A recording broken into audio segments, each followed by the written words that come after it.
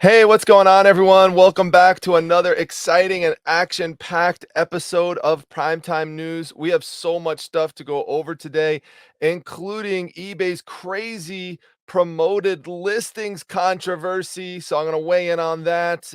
We've got some USPS updates, a bunch of other eBay updates, some e-commerce trends to go over, and much, much more.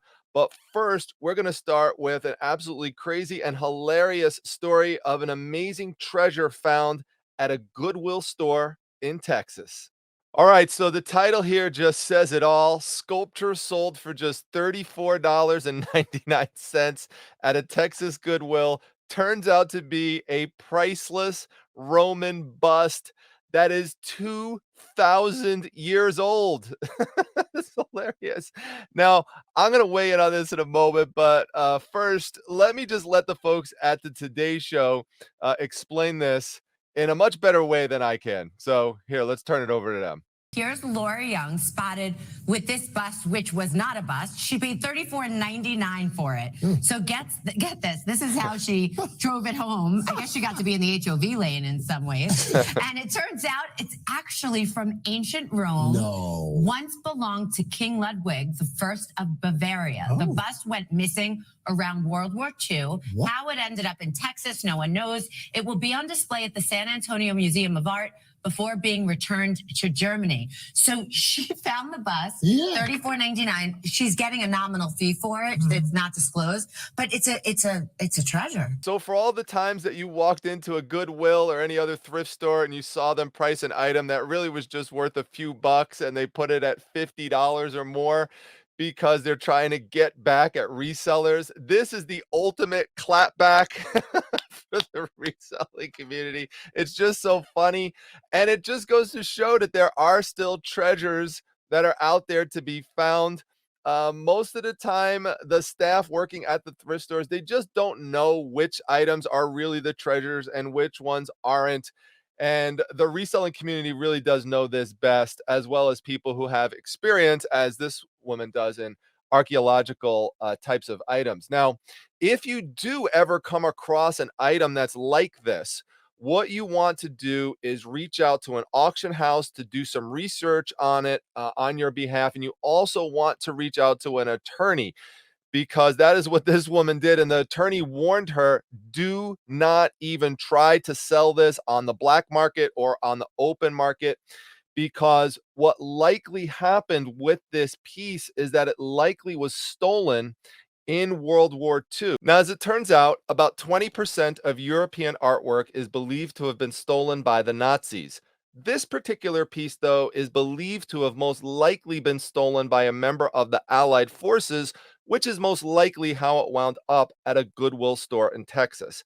And because it is most likely a piece of stolen art, the title or authority of who owns that artwork does not transfer to the person who purchased it somewhere else. So, as a result, the woman who purchased it at the Goodwill could get sued by the prior owner of that work. And in this instance, the country of Germany has legal possession of that piece, or legal rights to the possession of it, because Germany is where it was last located, specifically in Bavaria, in a building known as the Pampagenum that was built by King Ludwig, who you just heard about in that Today clip. And that was a building where ancient Roman art pieces were displayed. So they naturally have a strong interest in getting this piece back. I hope that the woman who found this got a nice finder's fee. They didn't disclose what it was. If you're interested in some other little facts about this, the bust was simply called A Portrait of a Man, and his name is believed to be Drusus Germanicus. I love those old Roman names. And I think just for fun, one day I'm going to change my name here. I'm going to be Primetimius Treasurus Huntarius. That sounds much better than Primetime Treasure Hunter. But anyway, an awesome story to start off with. And keep looking for those treasures, because they're definitely still out there. All right, it's time to get into it. The eBay promoted listings controversy. Anyway, eBay sent an email out to everybody this week, which included a link to these terms. You see, it says eBay marketing program terms, and it's all written in legalese. And the problem is that most people, including myself, who use eBay are not attorneys. And so when they use legal terms and legal language or confusing or vague terms, that opens it up to multiple interpretations, which can really be a problem on social media because then stuff starts to spread like wildfire and the entire community starts to get confused if eBay does not come out at the outset with language that clarifies for people what these terms actually mean. Now, there's a lot of elements to this that can be confusing, but I'm going to focus on the one that caused the most problems. And this has to do with eBay's promoted listings. And I'm going to read you just this one paragraph here because this is the problem. It says, we may make available certain features or services through which we may help you optimize your participation in the marketing services. For example, by creating or modifying campaigns, setting or modifying ad rates and or budget, so that relates to promoted listings, and adding or removing keywords or other targeting parameters. If you elect to use those features or services by informing us in writing, this is very important here. It says, by informing us in writing or opting in via the marketing services, you agree that we may manage your campaigns and take such actions on your behalf without your prior consent, as may be further described by us in writing or in the marketing services. So, as of June 1st, when these new terms go into effect, is it then going to be possible for eBay to just go in and change your promoted listing ad rate to anything they want? So, let's say you set it to 5%. Could they just come in without telling you, without your consent, and change it to 10%, 20%, 50%, whatever they want? Can they do that? Well, according to this right here, it says that could only happen if you informed eBay in writing or if you opted in via the marketing services. Now, this phrase, opting in, is the core element that is causing communication problems with this because nowhere in all this legalese does eBay define what opting in means. So, do you opt in just by simply using promoted listings to begin with? Does that by default opt you into all of these terms? Or do you have to specifically let eBay know that you want to opt into these additional services that modify these different parameters, such as ad rates or keywords, for example? Well, let's go and take a look at eBay's subsequent responses this week to this controversy. And their initial response, and this is through eBay for Business on Facebook, was a complete disaster. And this is exactly why they need to work on clarifying these things better from the beginning. But let's look at what they wrote initially. From Kathy, who wrote in. It says, thank you so much for reaching out, Kathy, and we totally understand your concern here. The legal terminology can get complicated as things intersect with each other. That's such a vague term. As things intersect with each other. What does that even mean? Things? You can't respond to something like this by using the term things, and they exist for our legal protection. When it comes to things, here we go again, that are posted on our site, what things? We have to retain the agility to operate in the moment as things move fast in this environment. I have no idea what she's talking about in this, or he, David. This is David. David, come on, man, you got to do better than this. So it says, since this is the case, we need the ability to alter a listing in a timely manner And by engaging in promoted listings, you're granting us that permission to do so. So this initial response indicates that, hey, yeah, hey, guess what? You use promoted listings. We could change it to whatever the heck we want to. That's what this indicates. And now, hold on. This is not the final say so on this, but I'm just saying this is how botched this initial response was. So it says the statement protects us from liability from those actions. So in other words, we don't want you to sue us if we go in and we change your promoted listings without your consent. Is that what they mean? I don't know. It sounds like it.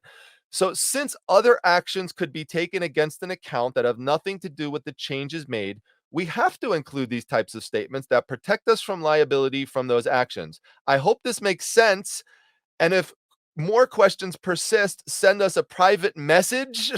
We'll be happy to get into further clarifications of specifics. I've been saying this, just as an aside for a second, I've been saying this for years. eBay needs a communication department that is so much better than what they are currently doing, because this is such a bad response. It's not even funny how bad this is. You can't deal with this through private messages. You have to publicly respond from the beginning. But let's go to a better message. And I think the disastrous nature of this response is why it was removed. Yeah, technically, the person who posted the question could have removed it, but I think it most likely was removed by eBay because I don't think the response was correct.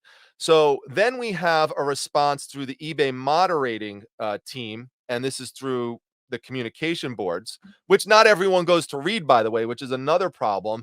Most people I know don't go there, but this is where they're responding to it. I'm sorry, you sent this out to everyone through email. So when eBay wants to communicate with people, they know how to reach them. Communicate, send out a mass email to everyone. Don't just put clarifying responses on eBay for eBay Facebook page or an eBay communication board. All right, so here's the most updated response from eBay through their messaging board from a moderator. It says, "We understand there has been a lot of discussion surrounding the recently announced updates to our marketing program terms. We appreciate the feedback and want to take this time to clarify. Some sellers have expressed concerns about provisions relating to a promoted listings account optimization program." Hold that thought. We introduced last year. Specifically, those terms are intended to help us manage sellers' promoted listings accounts, but only when a seller has asked us to do so. Currently, we only offer the service through our account managers, and no seller has been or will ever be opted in by default. That's a strong statement at the end. They are saying that they will never opt in someone by default into those specific terms that modify your ad rate. So we have this documented here that that's what they said. Now, if they go back on that and they start changing things around, and we have a massive amount of people who say their ad rates are being changed, well, we obviously have a significant problem on our hands. And if they did something like that, I will be the first person to tell you that I'm done with promoted listings, because that's not what promoted listings should be. Promoted listings, I mean, there's different elements to it, different versions you should be able to sign up for. But the main one that most people use, that I use only for items between $9.99 and $19.99, is I set a certain rate and I want it at that rate. And if I want to change it, I want that to be my choice. Now, there are many other sellers out there who are in a much different situation than I am, who have tens of thousands of items listed on eBay. And for them, it doesn't make sense time wise for them to go in and manually adjust all of the different promoted ad rates into different categories. So if you go in and you look at what it normally shows you for promoted ads, this is one of my listings, you can see here the suggested ad rate is 7.2%, and I have it at 5%. Now, what if you're a seller who just wants it to move along? You want your ad rate to move along according to whatever the suggested ad rate is at that particular time, which could go up or down. If you want it to do that, well, that's where you would opt into this automated promoted listings program. I haven't seen an ability to opt in for it. They may be testing it out with certain sellers at this point. I mean, let me know if you have had an ability to opt in and try this out. But it does look like this is what is being referred to is this specific program. But eBay does need to come out and clarify this much, much better than they already have because it has led to a lot of confusion in the reselling community. You could see here, by the way, it does allow you to put a check mark here where you could set an ad rate cap, which it would not exceed. So even in this situation, you set the cap at 15%. So that means eBay can modify it anywhere up to 15%, but not to exceed it. I will tell you, I am not doing anything right now to my promoted listings. I am keeping them the same as I already have. So nothing about these marketing terms are going to make me change anything right now. Like I said, I'm going to wait and see what happens in June, and I will base further decisions based on what happens then, and I will keep you updated. Now, speaking of promoted ads on eBay and June 1st, I mentioned this previously when it came out in a seller update, but just to remind all of you, you are going to be paying more for promoted listings, even if you use the most basic form of it, which I use promoted listing standard on some of my items. The fee is now going to be based on the selling price plus the taxes, the shipping, and other applicable fees. The fee used to just be based on the final selling price of the item. So that does really stink. And you're going to have to, you know, base your decisions on whether or not to continue to use promoted listings based on whether or not the additional revenue you're getting out of it makes sense, especially since it's now going to go up.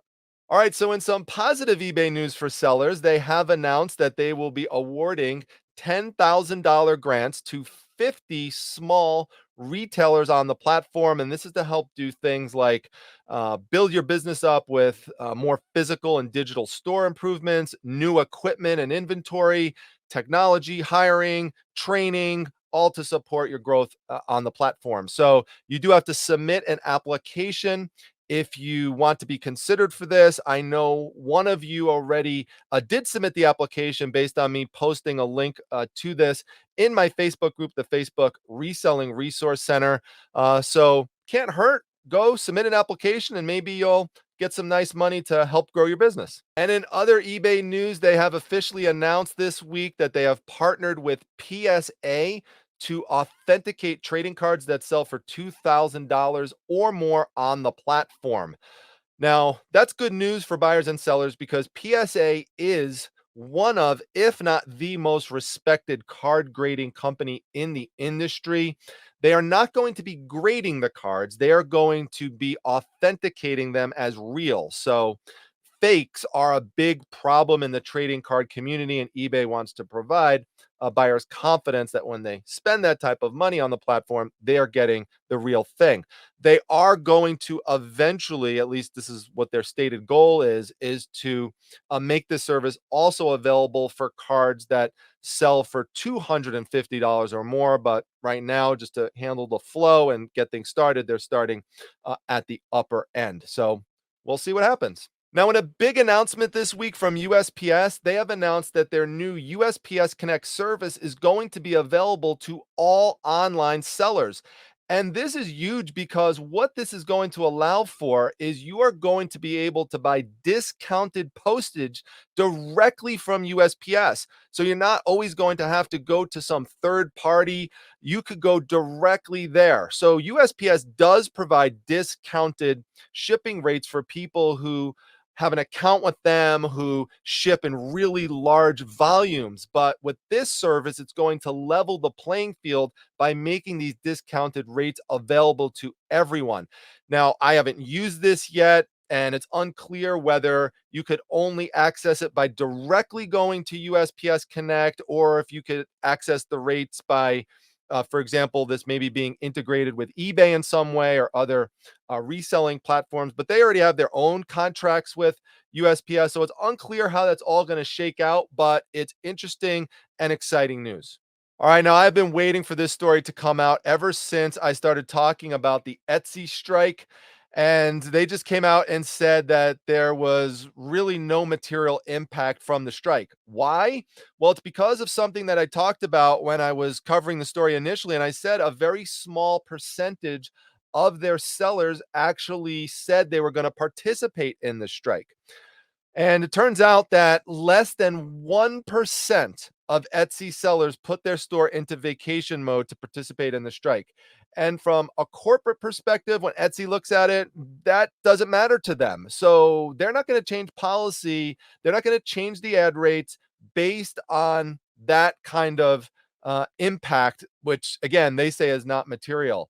So there definitely does need to be a greater cohesion amongst sellers, not only on Etsy, but also on eBay and across the platforms, to more strongly advocate and communicate when they want to try to speak up and make their voices heard. Because, or else, and there were a large, don't get me wrong, there was a large raw number of people who participated in it. It's just relative to the total number of sellers on the platform, it was a small amount.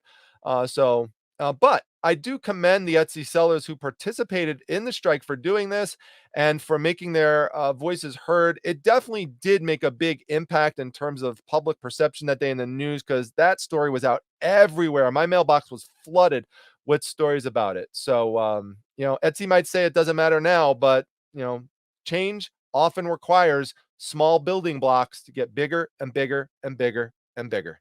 Now, speaking of increasing prices going up and up and up, as many of you know, the prices at thrift stores have increased significantly over the years, and resellers tend to be the ones who get blamed for all of this. So, I wanted you to know about this story when you discuss this topic with others, because there are other factors at play, such as increases in minimum wage, increases in utility costs, and significantly increases in inflation. That is a major factor as well. So don't believe that it's just resellers causing these prices to go up.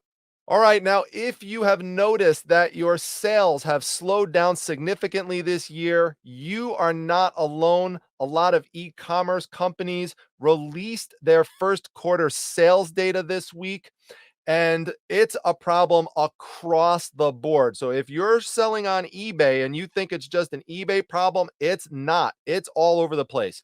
eBay, though, did note that their gross merchandising volume that slowed 17%. That's significant, but it's not just them. Etsy got hit hard. Wayfair got hit hard. Poshmark got hit hard.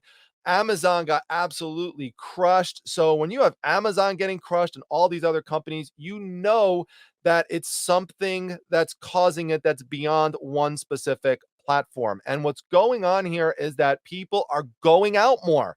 They've been inside for a long period of time, and they feel more and more free to venture outside and go back and visit traditional brick and mortar retailers. And that's where they're spending their money more now rather than on e-commerce sites. It's not that they're not spending on e-commerce sites, it's just not as much. And that's a reversal of a trend that had been going on previously. So, if you find yourself in a situation where your sales are slower, you are going to have to be more and more creative at coming up with ways to bring your product to market, bring them in front of more and more customers who are just not seeing them as much at the sites that you're at now. So that means you may have to go on to another platform. You'll have to find the one that works for you. For me, this year, I've moved a lot of my inventory, particularly my comic inventory, onto Whatnot, and I'm having auctions there. But for you, it might be Poshmark. For someone else, it might, if you sell a lot of clothing. For someone else who does crafty stuff, it might be Etsy. And also, you got to look into different categories to sell in. Look at lotting things together to create more value for buyers, because then it starts to become more of a buyer's market on the e-commerce platform. So you're gonna have to put more and more desirable packages together for people, or get into different pricing categories of items. So if you're finding that, ironically, that selling The lower dollar stuff isn't selling as much because there's just so much more competition for it. Then maybe you have to start investing into some higher end, more unique pieces. I'm not saying necessarily like luxury pieces, but if you're selling, $10 to $20 items, maybe you want to start moving up until to 30, 40, $50 items or above. There's lots of different things that you can do, but it's definitely something to think about if your sales are really slow right now. Now, fortunately, we only have one primetime crime story to report on this week. Don't get me wrong, there's other crime stories that are out there about reselling and the post office, but I bring the most significant ones here to the broadcast. And this one did make the cut. It's actually near me, even though you see it says Greece. That's not the country Greece. That's actually a city here in central New York, not too far away from me. So let me actually play the news clip and tell you what happened here.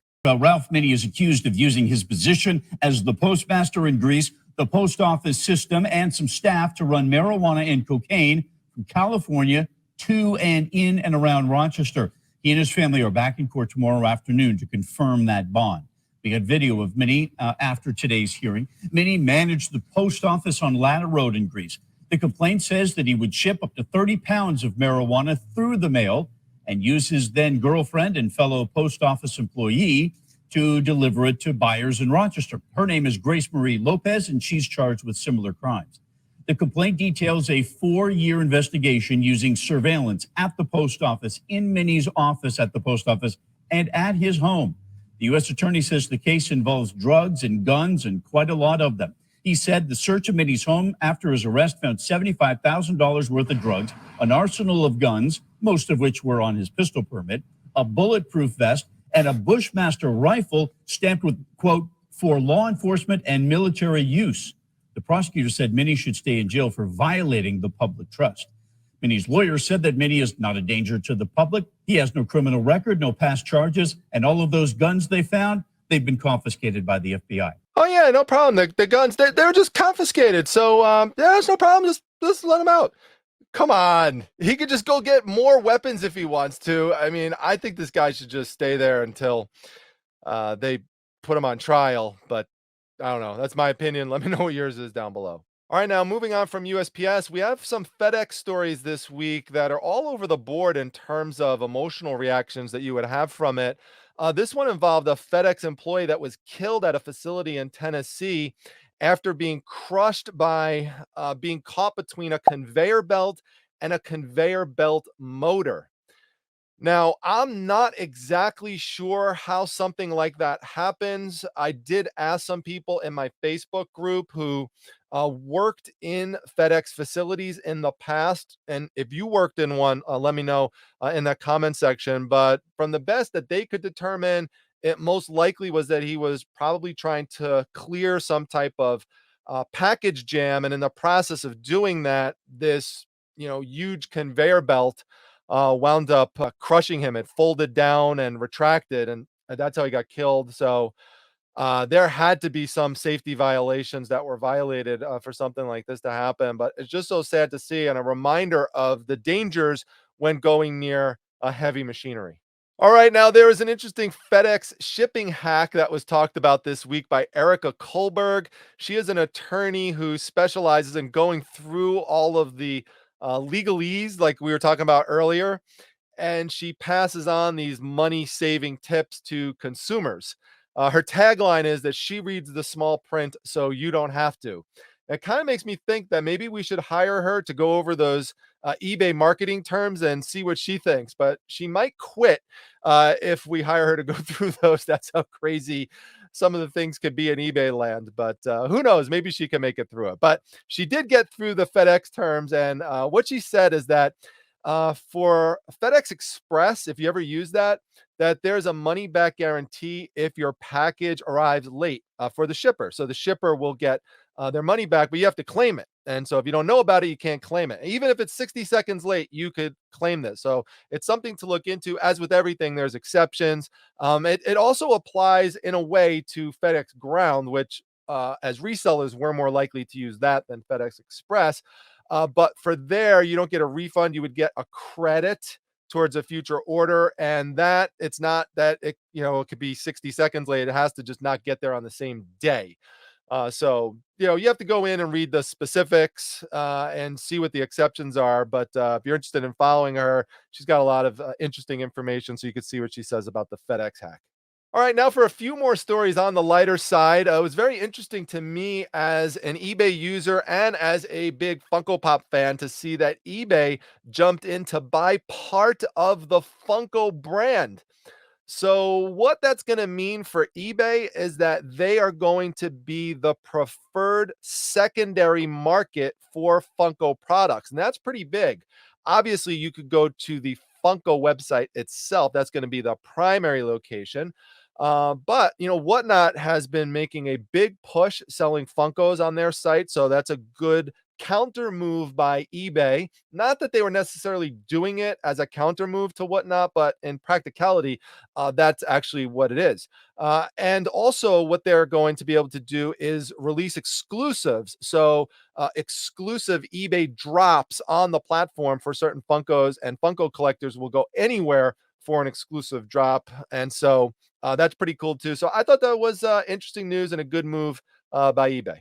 All right, an interesting be on the lookout item for you this week. A college student posted on TikTok that he bought a Yoshitomo Nara ashtray at a thrift store for just $10 and flipped it on eBay for $2,860. Now, whether that price was actually paid is unclear. It doesn't say that in the article, but nonetheless, it's definitely a great item to be on the lookout for if you see it. Now, it doesn't normally sell for $2,000 to $3,000, but the typical price is still pretty good. Several $100s, up to $636 at this auction, 531, 519. So, several $100s here. If you want a little close up of it, you can see here it's an angry looking girl and she's puffing on a cigarette. Now, Yoshitomo Nara is not a company. That's the name of the artist. And this is a contemporary artist. So you never know. You look around and you might find this. Here's what the back of it looks like right here. There's a little closer look at it. And that actually came out in 2002. So it's not like some ancient piece of work. Now, as a result, though, of this story, it looks like a bunch of other people who have this have really jacked up the prices because now you see a whole bunch of people, like right there, you see new listing, $2,000. So that's what's happening. And this is probably, unrealistic pricing at this point. And then once the story dies down, prices will probably go back to the, multi-$100 range. But an interesting item to look out for. All right, so history was made last night on Whatnot as the triple Logo Man card valued at more than $3 million was hit during a live card break on May 6th, 2022. If you're not familiar with Whatnot, it is a live shopping app where resellers like you and I can go directly to the buyers and sell our items to them. You don't even have to appear on screen if you don't want to. You could just show your items. And I've been on there for the last few months and have loved it, doing really well with comic books. And I'm also venturing out into some other areas as well. Sports cards is one of the more popular areas on the site.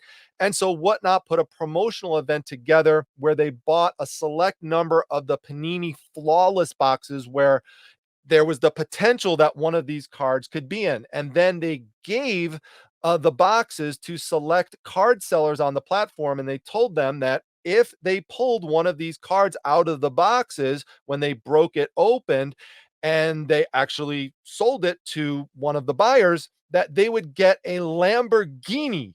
A Lamborghini. I mean, what platform does stuff like this? Absolutely crazy. I love how they're on the cutting edge with all this stuff. And so it turns out that, people bought positions to get potentially this card. But what happens is you buy a spot. So let's say the spot costs $300 or $400, or this particular one, the spot costs $1,800. You don't know what card you're going to get. You might get one of the lower value cards, but there's a potential you might get this one. So here is the moment when this happened last night. Guys, let's go be great. Oh my God. No.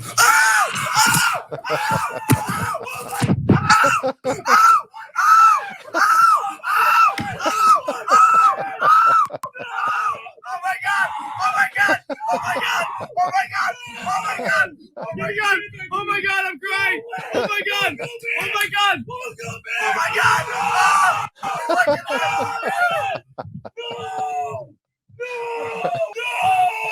Oh my God, I just love that story, and I keep watching that over and over and over again, and I just smile from ear to ear every time I see it. If you're interested in joining Whatnot, it's free to do so. In fact, you get a $10 credit if you use my link that's down below in the description section, and if you spend it, then I get $10 as well. So as I always say, it works out for everyone. I hope you enjoyed the primetime news this week, and let me know what your thoughts are down in the comments. For now, I got to sign off and go hit some garage sales. I'll see you at the next one, everyone.